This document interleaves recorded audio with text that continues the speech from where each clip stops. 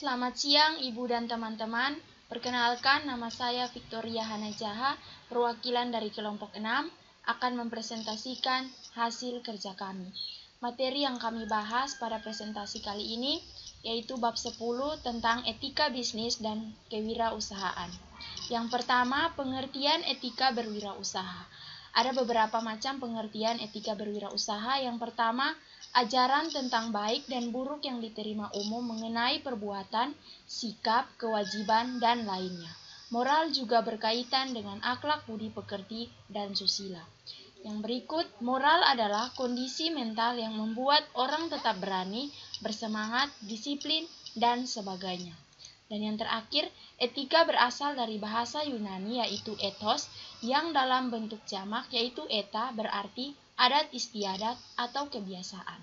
Nah, etika tersebut ini berkaitan dengan kebebasan hidup, baik pada diri seseorang maupun dalam kehidupan masyarakat. Berdasarkan hal tersebut, etika dibagi dalam beberapa cabang, yaitu mempunyai pengertian. Yang pertama, etika adalah perbuatan standar yang memimpin individu dalam membuat keputusan. Yang berikut, etika adalah suatu studi mengenai yang benar dan yang salah, serta pilihan moral yang dilakukan seseorang. Yang terakhir, keputusan etis dalam suatu hal yang benar mengenai perilaku standar. Yang berikut, pengertian etika menurut Keraf pada tahun 2007.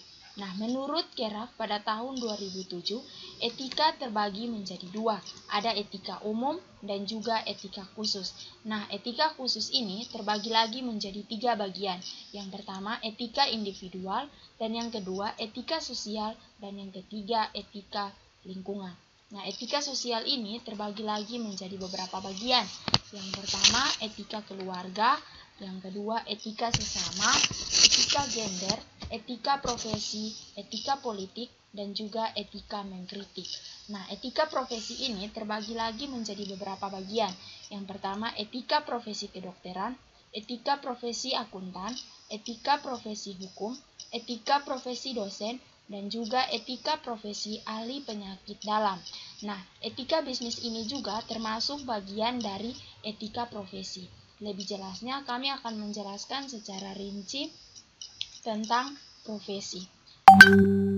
Adalah bidang pekerjaan yang dilandasi dikan keahlian atau kejujuran dan yang memerlukan keulasannya, mengharuskannya pembayar untuk melakukannya. Yang berikut, profesionalisme arti mutu atau kualitas. Yang berikut, tindakan tanduk merupakan ciri suatu profesi atau orang yang profesional. Kamus yang sama, arti bisnis adalah usaha komersial di dunia perdagangan.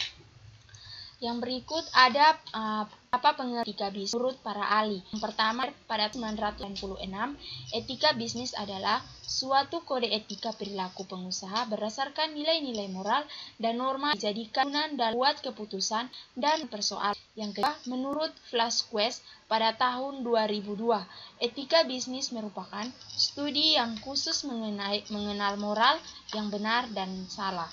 Yang berikut, menurut Hill dan Jones pada tahun 1998, lebih jauh menyatakan bahwa etika bisnis merupakan suatu ajaran untuk membedakan antara salah dan benar guna memberikan pembekalan kepada setiap pemimpin perusahaan ketika akan keputusan strategis bisnis.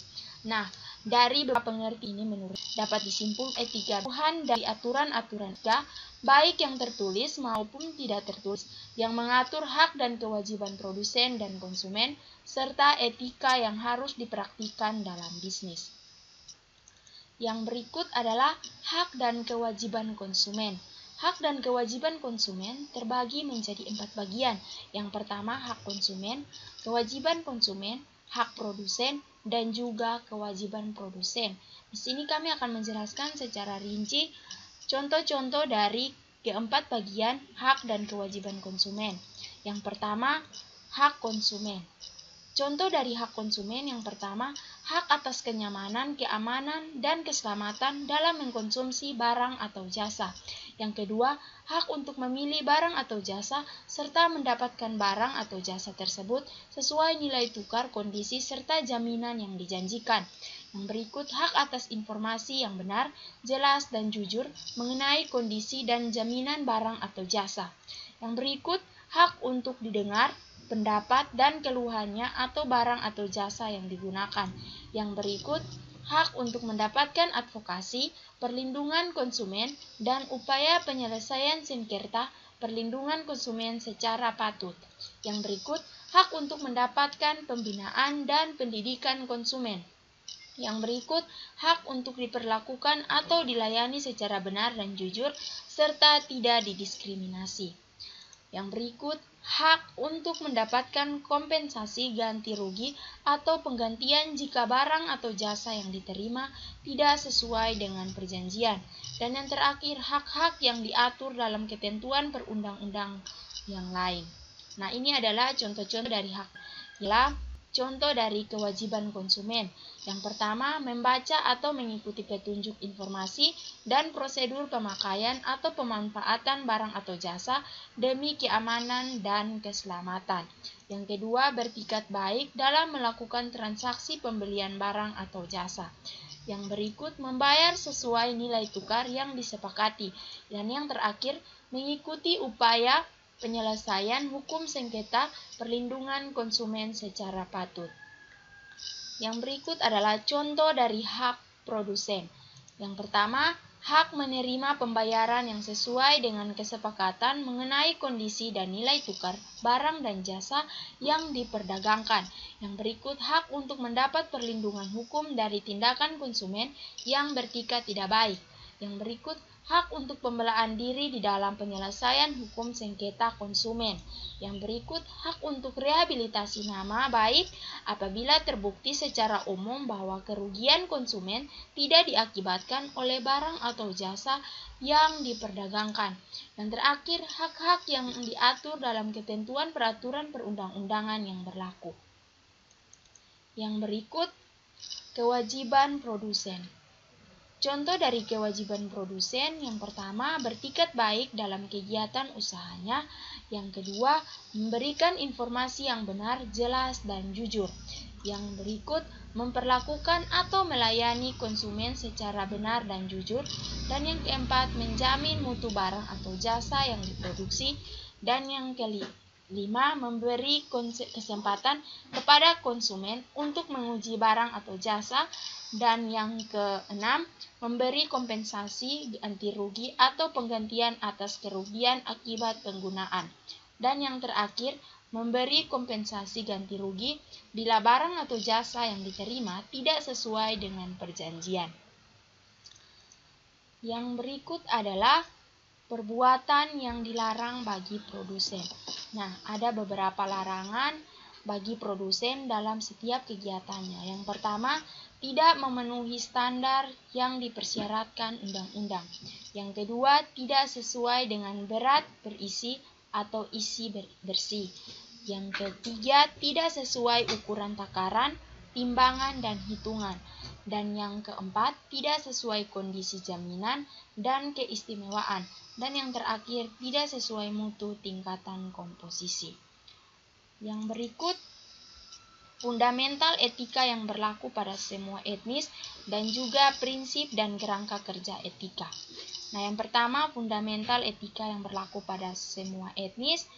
Ada beberapa contoh. Yang pertama, sopan santun, integritas, menjaga janji, kesetiaan, kejujuran, menjaga satu sama lain, saling menghargai, dan yang terakhir, pengerjaan keunggulan.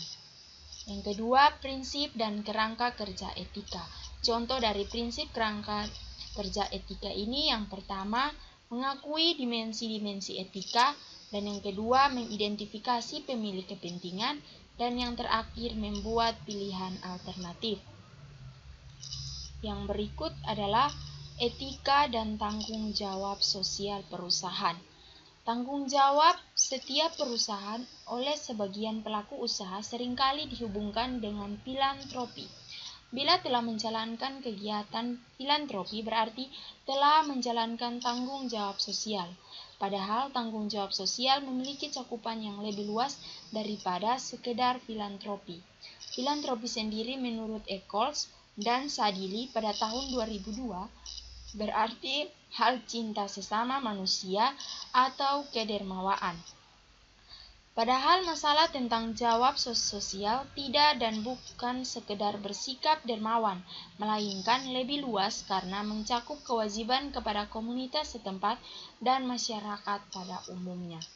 Yang berikut, perilaku etis versus perilaku tidak etis. Perbandingan antara perilaku yang etis dengan perilaku yang tidak etis adalah berikut.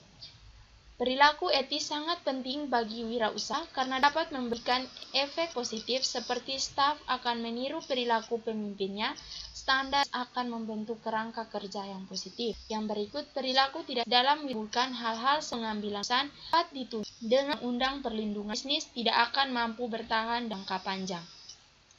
Adalah perilaku saling menipu para wirausaha dan juga keuntungan menjaga etika. Nah, perilaku saling menipu para wirausaha. Tindakan tipu menipu dalam aktivitas wirausaha antara lain yang pertama, pelaku bisnis dengan pelaku bisnis. Yang kedua, pelaku bisnis dengan konsumen. Dan yang ketiga, konsumen dengan pelaku bisnis. Dan yang keempat, konsumen dengan konsumen. Yang berikut, keuntungan menjaga etika.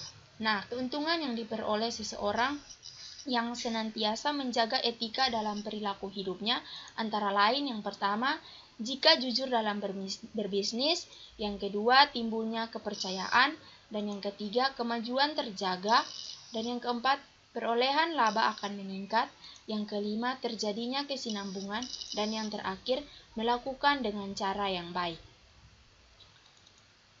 Yang berikut adalah perbedaan etika berdasarkan jenis kelamin. Nah, perbedaan etika berdasarkan jenis kelamin pria dan juga berdasarkan jenis kelamin wanita. Yang pertama, berdasarkan jenis kelamin pria meliputi lebih memperhatikan masalah hak. Yang berikut menanyakan siapa yang benar. Yang berikut membuat keputusan berdasarkan nilai. Yang berikut membuat keputusan yang bersifat tidak mendua. Dan yang terakhir mencari solusi yang objektif dan adil. Yang berikut berdasarkan jenis kelamin wanita. Yang pertama, lebih memperhatikan perasaan. Yang kedua, menanyakan siapa yang akan terluka. Yang ketiga, menghindari keputusan. Yang keempat, memilih untuk berkompromi. Dan yang terakhir, mencari solusi untuk meminimalkan yang terluka. Yang berikut, etika bisnis dan prinsip-prinsip etika bisnis. Nah, etika bisnis dan prinsip-prinsip etika bisnis ini menurut Adi Warman Karim, beliau mengetahui bahwa etika bisnis dan prinsip-prinsip etika bisnis ini yang pertama, kejujuran. Nah, banyak orang yang beranggapan bisnis merupakan kegiatan tipu menipu demi mendapatkan keuntungan. Ini jelas keliru sesungguhnya. Kejujuran merupakan salah satu kunci keberhasilan berbisnis. Yang kedua, keadilan. Perlakukan setiap orang yang sesuai haknya, misalnya berikan para karyawan sesuai standar serta jangan pelit memberi bonus saat perusahaan dapat keuntungan lebih. Yang berikut, rendah hati. Jangan lakukan bisnis dengan kesombongan. Misalnya dalam mempromosikan produk dengan cara berlebihan, apalagi sampai menjatuhkan produk pesaing, entah melalui gambar atau tulisan. Yang berikut adalah simpatik. Nah, simpatik ini kita harus menunjukkan wajah yang ramah di depan konsumen atau produsen, tetapi tidak saja di depan konsumen atau produsen, tetapi juga di depan perusahaan yang mendukung setiap bisnis Anda, misalnya karyawan, sekretaris, dan lain-lain. Yang berikut adalah kecerdasan. Nah, diperlukan kecerdasan atau kepandaian untuk menjalankan strategi bisnis sesuai ketentuan yang berlaku. Dan yang terakhir, lakukan dengan cara yang baik. Nah, demikian hasil presentasi kami. Mohon maaf jika dalam presentasi ada penjelasan yang kurang dimengerti oleh teman-teman. Sekian dan terima kasih.